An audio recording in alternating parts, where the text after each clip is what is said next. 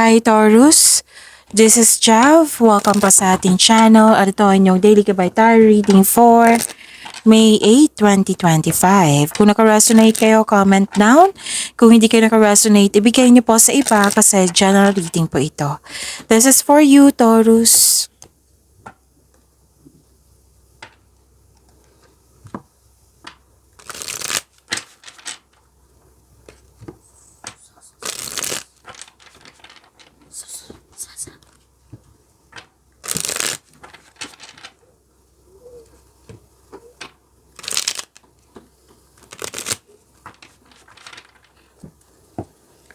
Para po ito sa inyo, Taurus.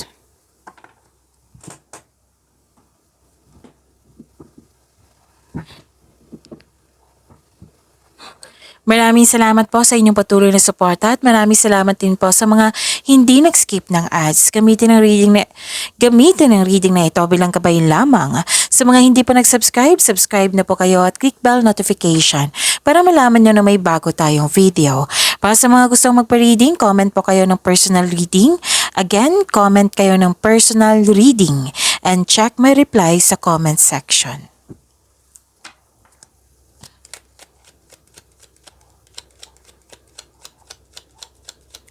Spirit Guide, mga ganap po para kay Taurus. I need 3 cards po.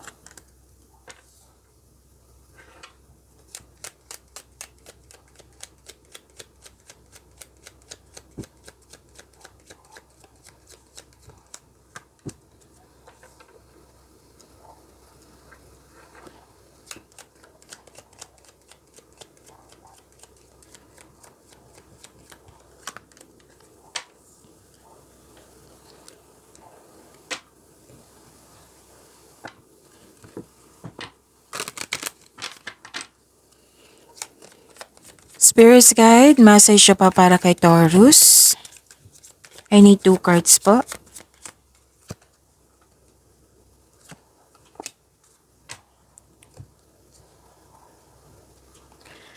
Okay, Taurus. May malaking influence ng isang lalaki sa araw na ito. May nakita rin ako dito nagbigay ng tulong, nagbigay ng regalo, pwede din nagbigay ng compliment kasi may recognition akong nakikita dito. So this is abundance and love is blooming. Yes. And you're happy. Yes. May change for the better po na mangyayari. And this is good news. Makakatanggap kayo ng good news. At pwede din paglilipat ito sa malayong lugar or bibigyan mo ng aksyon yung matagal mo ng plano.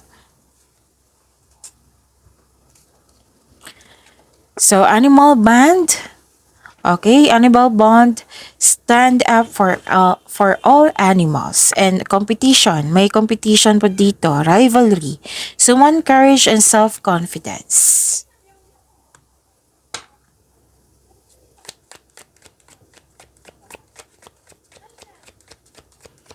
Spirit Guide, ano po yung energy ni Taurus?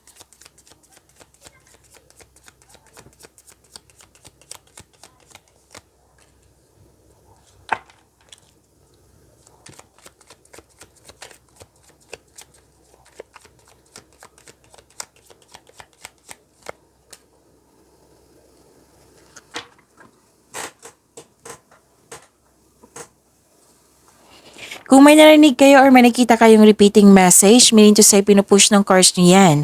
Like for example, nanood kayo nga ng May 7 and May 8, 2025 ngayon, Taurus. Tapos may napansin kayo na repeating message. So yun yung pinupush ng cards nyo na kailangan yung bigyan ng atensyon, solusyon at aksyon kung maaari po. So ano yung energy ni Taurus?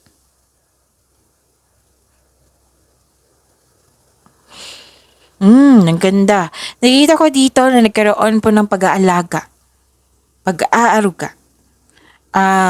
May feminine energy din dito. Pwedeng influence, pwedeng kayo ito. May isang mother figure, pwedeng inalagaan kayo ng mom nyo or kayo po ang nag-aalaga. Or inalagaan nyo yung connection nyo sa isang tao, relasyon, nagkaroon ng time for family, sa mga bata, or pwedeng may nanganak ngayon or buntis. Kasi dalawang card po nag-confirm dito. So, marami kang naisip ngayon na bagong idea para sa ikakabuti na iyong negosyo or trabaho at kaperahan para din sa ikakabuti na inyong sarili or relasyon. So, some of you nag-enjoy sa pag-spend time dito sa bahay. May ilan nag-enjoy sa home decoration.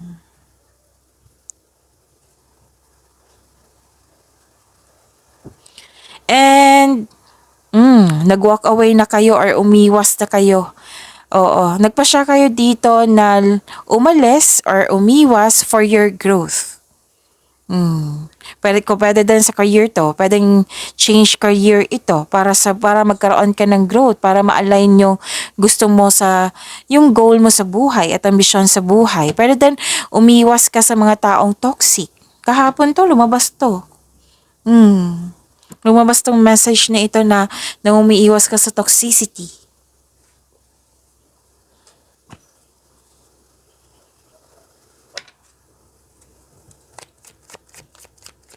Spirits Guide, Career and Money po ni Taurus.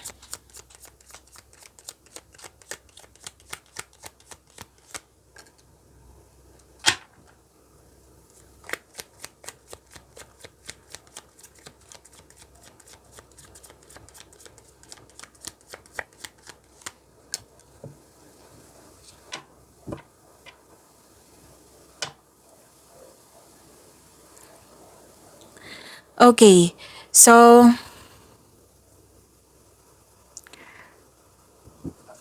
makaka-receive ka ng isang balita. Tapos nag-clarify siya dito, 'di ba? Na may makaka-receive ka ng isang balita tapos makaka-encounter ka din ng isang immature na ayaw binabalaan or mahirap kausap. Nagkaroon din ng frustration dito kasi feeling mo walang progress sa inyong proyekto or goal mo sa buhay. Kaya may nakita ko dito sa energy nyo na umiwas na kayo or umalis na kayo. Pwede din gusto mo matapos yung mga gawain mo, yung project mo, pwede, yung trabaho mo. So, ang sabi ng card dito, if you want to see the result, mag-build kayo ng konkretong plano na hindi nagmamadali. At maging bukas din kayo sa mga advice sa mga nakakatanda or sa mga may well-experienced na sa buhay para matulungan ka sa iyong career and money.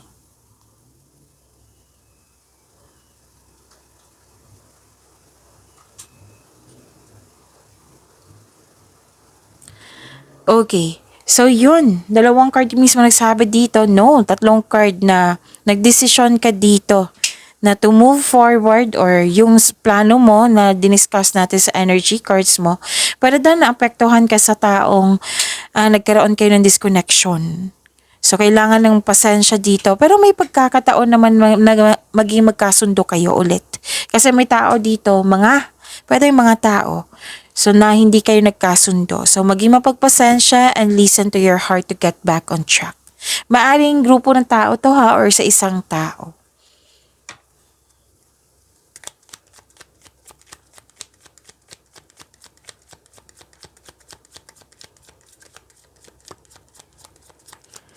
Spirits Guide, Love Life, Self-Love, Partnership, and Romance, si Taurus.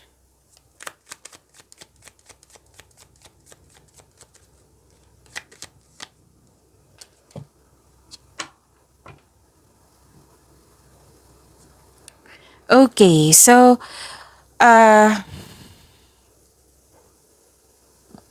may nag-promise sa inyo dito na disappoint ka sa kanya kasi hindi niya nabigay.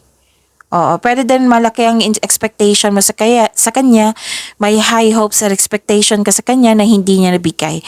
Pwede din yung tao na biglang nagbago, hindi mo nagustuhan yung pagbabago niya. Pwede din humingi ka ng tulong sa isang tao pero tinanggihan ka kaagad, hindi siya handang magbigay ng tulong.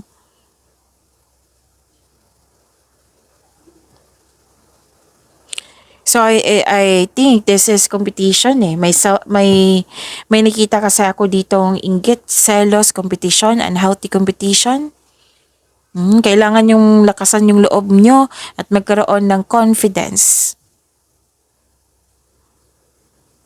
So you are pressured, exhausted kayo. Parang pressure mo yung sarili mo na kailangan may mangyari or kailangan kang ma-achieve. Pwedeng sa isang sitwasyon to ha, or sa status mo ngayon or sa isang tao. So sabi ng card dito na burnout na kasi kayo dito. So subukan kunin mo lamang kung ano ang maari mong kunin. So huwag kayong magpa-apekto sa intriga at mag-ingat kayo sa taong maloloko. So pag-imanin niyo po yung blessings sa binigay sa inyo, maraming salamat po.